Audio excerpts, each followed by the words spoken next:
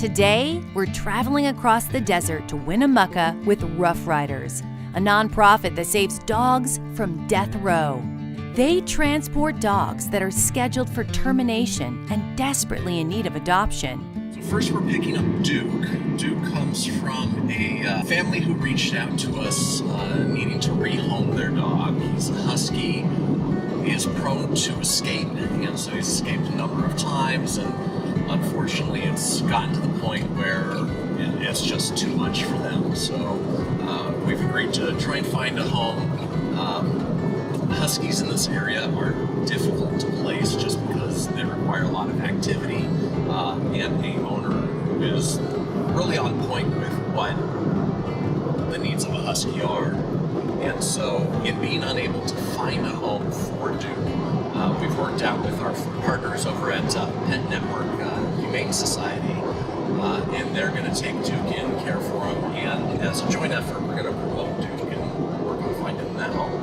The other dog, don't know much about her. She is a lab that is over at the Winnemucca shelter at the Animal Control, and for her time was up. So unfortunately, with some of these rural shelters, as soon as the dog comes in, the timer starts, and if a home isn't found or if they're not transferred out by a certain period of time, they're put down. And so we do a lot of work with them trying to get their dogs out, and this lab just happens to be one of those, going to also Pet Network, which is a no-kill shelter. How often do you come out here?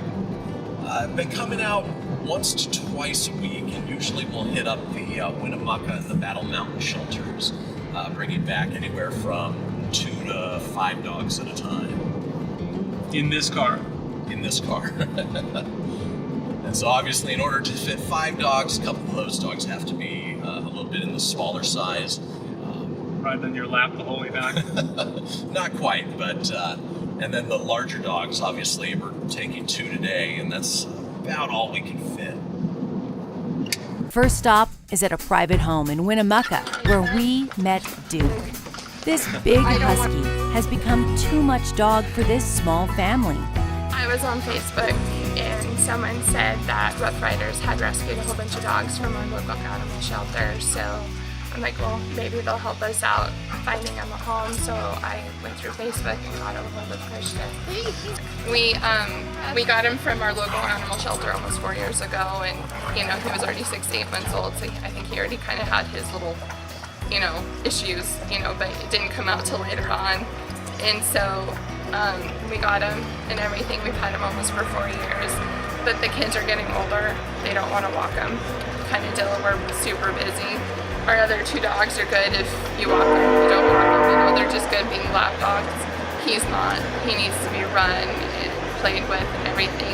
And we've already had incidents where he might have hurt some goats, but we don't know. We had to do a husky lineup.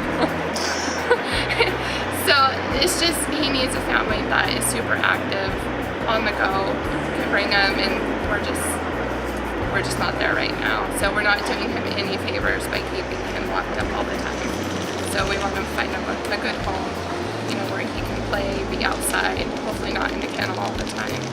He does this weird thing where he won't eat for days. So, but obviously he's not underweight.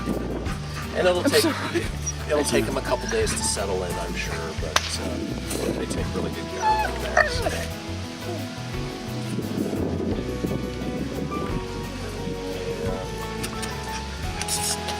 He's not dumb. No. He can open all of our gates, and he knows how to open up his kennel in the house. So. It's clear that Duke's family in Winnemucca loves him, but they know it's time for him to enter into his next stage with a new family. All right, you're very welcome, and we'll stay in touch and make sure that everything's taken care of for you. All right, thank you. Got it. So what percentage of these rescues are like Duke, where it's an owner turning him over? At this point, it's really only a small percentage, maybe 10% of what we do on a normal basis. But it's those 10% that are the hardest ones, because it's very personal. It's typically owner surrenders for reasons that are outside of their control, and so they tend to get very emotional. Yeah, it seemed like a family where he was loved. He really was. They really wanted what was best for him. They have a good relationship with the shelter that we're headed to now, just because he's escaped so many times and ended up there. But they didn't want to surrender him to them because, there's no guarantee that he would make it out. And so they helped recommend us, and now we're getting him to a place where he has a good chance. So the shelter we're taking him to is a no-kill shelter? It is. And then are you taking him to Incline because huskies are in higher demand in Tahoe? Not necessarily, even though that is generally the case. It's mostly because they had the availability and the space for them. We work with a few different rescue partners, and anytime we can find a space for a dog, we try and fill that. The next stop is at the Humboldt County Animal Shelter, where we met plenty of dogs who are begging for new homes.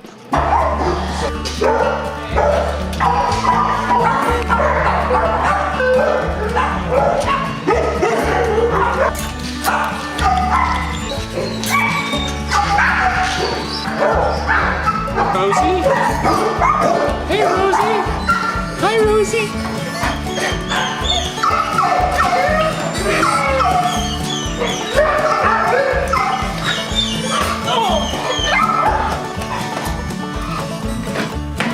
My doorstop. So Duke's actually in the back here. Christina? Yeah. Oh, baby girl. Oh, baby girl. I'm gonna miss you. I'm gonna miss you. Yeah, I am. Oh, hi, Duke. Oh, you're going too. Yeah. Rico's getting adopted as you guys got here. Oh, really? Yeah. She had to go run and get some money. We don't take cash. So Rico's adopted. Oh, cool. But she can't take him until her husband gets out at 5. Oh, okay. Honestly, until Kristian came along, we couldn't get transport half the time. Yeah. So what would happen to those dogs?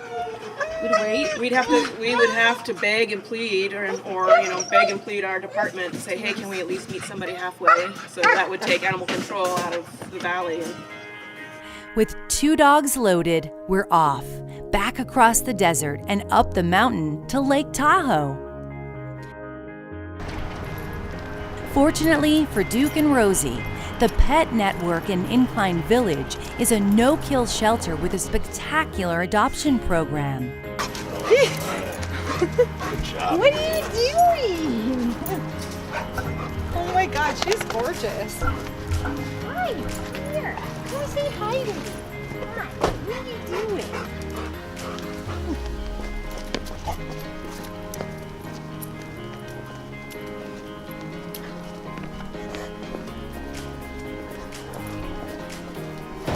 He is an escape artist. She's big. He is. Okay, we'll put him in the jump pedal. You can jump. Oh, he can jump, yeah. And I think I mentioned those smaller dogs or small. Yeah. He thinks everybody wants to play with him and just doesn't recognize his own size. He's huge. Yeah. But I mean, even the slightest crack in the door, unless you're forcing your way in, he'll want to get through. So. Is he neutered? He is, yeah. Okay. Yeah, still just gonna mark your room, huh? Yeah. It's a pretty great place to hang out while you're waiting to meet your new family.